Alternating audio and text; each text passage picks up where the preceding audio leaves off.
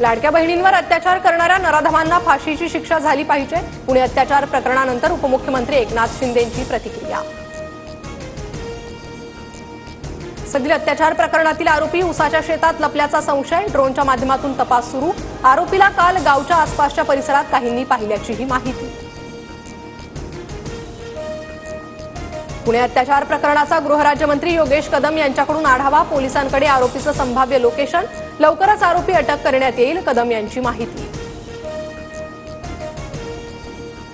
पुणे अत्याचार प्रकरणी पोलीस आयुक्त अमितेश कुमार, पोलीस आयुक्त रंजन शर्मा आणि डीसीपींची बैठक. सीएमओ कार्यालयात अहवाल देण्याबाबत चर्चा.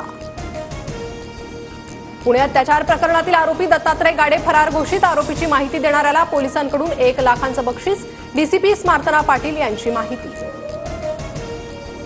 पुणे अत्याचार प्रकरणातील आरोपी दत्तात्रय गाडे 48 तासांपासून फरार. पोलिसांच्या 13 पथकांकडून आरोपीचा शोध सुरू. पुणे अत्याचाराच्या घटनेनंतर परिवहन मंत्री प्रताप सरनाईक ॲक्शन मोडवर. महिला प्रवाशांच्या सुरक्षेसंदर्भात मंत्रालयात सरनाईकांच्या उपस्थितीत बैठक.